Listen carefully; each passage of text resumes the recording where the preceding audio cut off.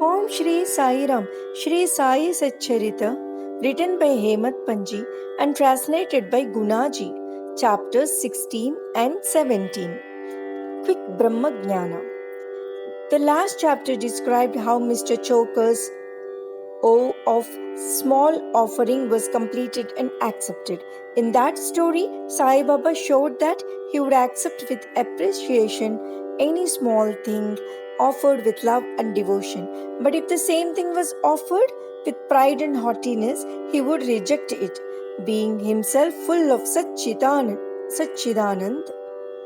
that is existence, knowledge, and bliss. He did not care much for more outward formalities, but if an offering was made in meek and humble spirit, the same was welcome, and he accepted it with pleasure and avidity. In fact, there is no person more liberal and benevolent than a Sadguru like Sai Baba. He cannot be compared to the Chintamani jewel, that is the philosopher's stone, which satisfies desires. The Kalpataru, that is the celestial tree which fulfills our desires. Or the Kamadhenu, the celestial cow which yields what we desire. For they give us only what we desire. But the Sadguru gives us the most precious thing, that is inconceivable and inscrutable, the reality. Now let us hear how Sai Baba disposed of a rich man who came to him and implored him to give him Brahma Jnana. There was a rich gentleman, that is unfortunately his name and whereabouts are not mentioned, who was very prosperous in his life.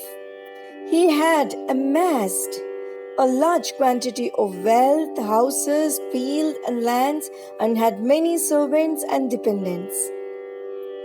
When Baba's fame reached his ears, he said to a friend of his that he was not in want of anything, and so he would go to Shirdi and ask Baba to give him Brahma Jnana, which, if he got, would certainly make him more happy. His friend dissuaded him, saying, "It is not easy to know Brahman, and especially so for an avaricious man like you, who is always engrossed in wealth, wife and children. Who will in your quest of Brahma Jnana satisfy you that won't give away even a pice in charity?" Not minding his friend's advice, the fellow engaged a return journey Tonga and came to Shirdi. He went to the masjid, saw Sai Baba, fell at his feet and said, "Baba, hearing that you show the Brahman to all who come over here without any delay, I have come here all the way from my distant place. I am much fatigued by the journey, and if I get the Brahman from you, my troubles will be well paid and rewarded." Baba then replied, "Oh my dear friend, do not be anxious. I shall immediately show you the Brahman. All my dealings are in cash and never on credit. So many people come to me and ask for wealth, health, power, honor, position, cure of diseases and other temporal matters.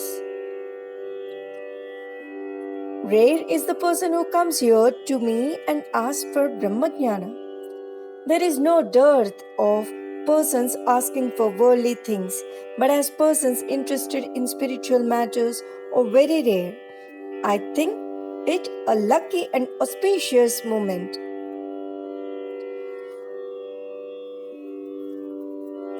when persons like you come and press me for Brahma Jnana.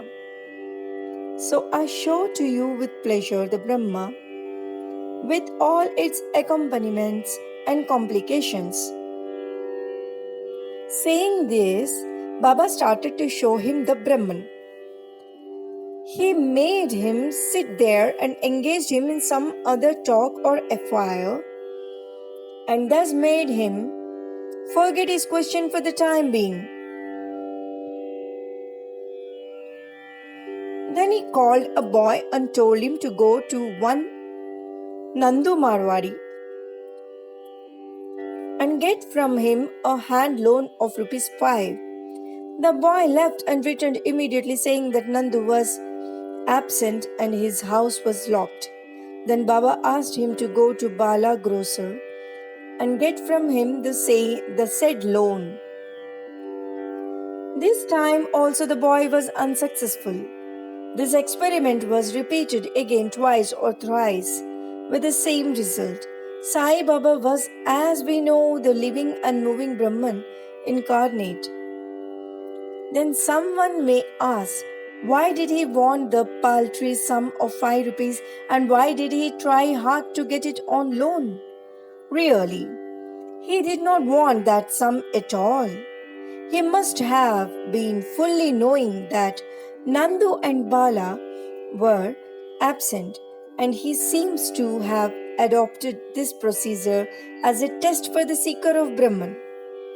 That gentleman had a roll or bundle of currency notes in his pocket, and if he was really earnest, he would not have sat quiet and be a mere onlooker when Baba was frantically trying to get a paltry sum of rupees 5. He knew that Baba would keep his word and repay the debt, and that the sum wanted was insignificant. Still, he could not make up his mind and advance the sum. Such a man wanted from Baba the greatest thing in the world, that is the Brahma Jnana. Any other man who really loved Baba would have at once given rupees 5 instead of being a mere onlooker. It was otherwise with this man. He advanced no money, nor did he sit silent, but began to be impatient, as he was in a haste to return and implored Baba, saying, "Oh Baba, please show me the Brahma soon." Baba replied, "Oh my dear friend, did you not understand all the procedure that I went through, sitting in this place for enabling you to see the Brahman? It is, in short, this. For seeing Brahma, one has to give 5 things, that is, surrender 5 things, that is, 1. 5 pranas, which means vital forces. 5 senses, that is, 5 of action and 5 of perception. Third one, mind. Fourth, intellect. Fifth, ego. This path of Brahma Jnana, of self-realization, is as hard as to tread on the edge of a razor. Sai Baba then gave rather a long discourse on the subject, the purport of which is given below.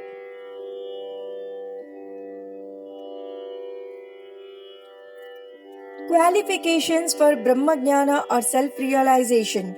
All persons do not see or realize the Brahman in their lifetime.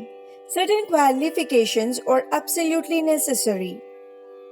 First one, mumuksha or intense desire to get free. He who thinks that he is bound and that he should get free from bondage and works earnestly and resolutely to that end, and who does not care for any other things, is qualified for the spiritual life. Second one, virakti or a feeling of disgust with the things of this world and the next. Unless a man feels disgusted with the things, emoluments and honors which his action would bring in this world and the next, he has no right to enter into the spiritual realm.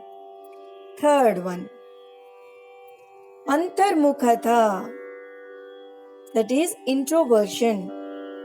Our senses have been created by God with a tendency to move outward, and so man always looks outside himself and not inside. He who wants self-realization and immortal life must turn his gaze inwards and look to his inner self. Fourth one, catharsis from purging away of sins.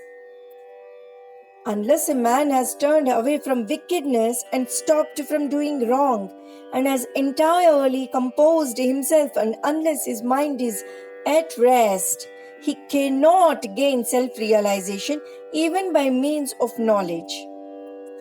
Fifth one, right conduct. Unless a man leads a life of truth, penance, and insight, a life of celibacy, he cannot get God realization. Sixth one, preferring Shreyas, that is, the good, to prayers, that is, the prayas, the pleasantness. There are two sorts of things, that is, the good and the pleasant. The former deals with spiritual affairs and the latter with mundane matters. Both these approach man for acceptance.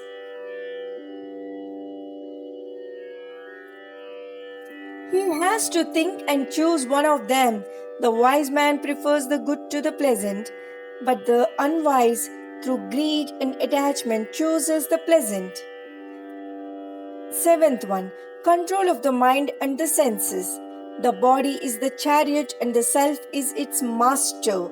Intellect is the charioteer and the mind is the reins. The senses are the horses and sense objects their paths. He who has no understanding and whose mind is unrestrained, his senses unmanageable like the vicious horses of a charioteer, does not reach his destination, get realization, but goes through the round of births and deaths. But he who has understanding and whose mind is restrained has his senses being under control like the good horse of a charioteer, reaches that place, that is the state of self-realization, whence he is not born again. The man who has understanding as his charioteer or the guide and is able to rein his mind reaches the end of the journey, which is the supreme abode of all pervading, that is Vishnu, the Lord. Eighth one, purification of the mind. Unless a man discharges satisfactorily and disinterestedly the duties of his station in life, his mind will not be purified, and unless his mind is that viveka, that is discrimination between the unreal and the real, and the vairagya, non-attachment to the unreal, crop up and lead on to self-realization. Unless egoism is dropped, avarice got rid of, and the mind made desireless, that is the pure, self-realization is not possible. The idea that I am the body is a great delusion, and attachment to this idea is the cause of bondage. Leave off this idea and attachment, therefore, if you want to get taught if you want to get the goal of self-realization. Leave off this idea and attachment, therefore, if you want to get the goal of self-realization. Ninth one, the necessity of a guru. The knowledge of the self is so subtle and mystic that no one could, by his own individual effort, ever hope to attain it. So the help of another person, teacher, who has himself got self-realization is absolutely necessary. What others cannot give with great labor and pains can be easily gained with the help of such a teacher, for he has walked on the path himself and can easily take the disciple step by step on the ladder of spiritual progress. 10th, and lastly, the Lord's grace is the most essential thing. When the Lord is pleased with anybody, He gives him viveka and vairagya and takes him safe beyond the ocean of mundane existence. The self cannot be gained by the study of Vedas, nor by intellect, nor by much learning. He whom the self chooses gains it. To him The self reveals its nature, says the Katha Upanishad. After the dissertation was over, Baba turned to the gentleman and said, "Well, sir, there is in your pocket the Brahma, that is, Mammon, in the form of 50 times 5, 250 rupees. Please take that out." The gentleman took out from his pocket the bundle of currency notes, and to his great surprise found on counting them that there were 25 notes of 10 rupees each.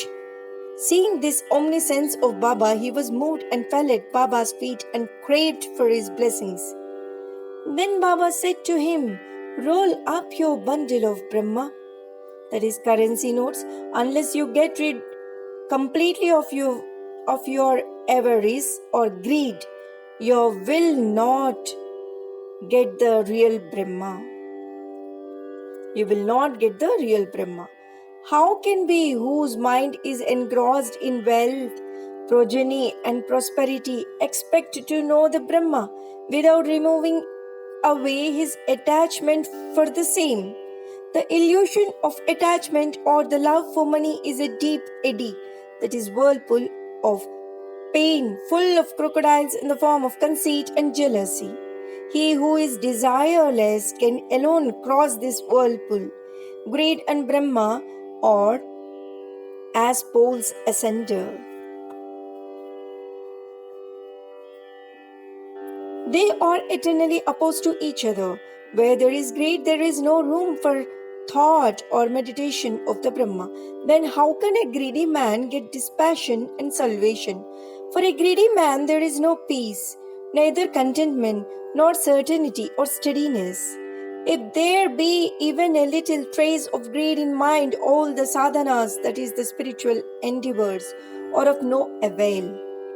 Even the knowledge of a well-read man who is not free from the desire of the fruit or reward of his actions and who has got no disgust for the same is useless and cannot help him in getting self-realization. The teachings of a guru are of no use to a man who is full of egoism and who always thinks about the sense objects. Purification of mind is absolutely necessary. Without it, all our spiritual endeavors are nothing but useless show and pomp. It is therefore better for one to take only what he can digest and assimilate. My treasury is full, and I can give anyone what he wants, but I have to see whether he is qualified to receive my gift. If you listen to me carefully, you will be certainly benefited. While sitting in this masjid, I never speak my untruth. When a guest is invited to a house, all the members of the household and other friends and relations that happen to be present are entertained along with the guest. So all those that were present in the masjid at that time could partake of the spiritual feast that was served by Baba for the rich gentleman.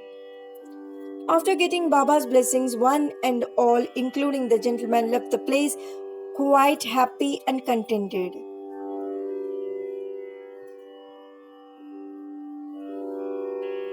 Special characteristic of Baba.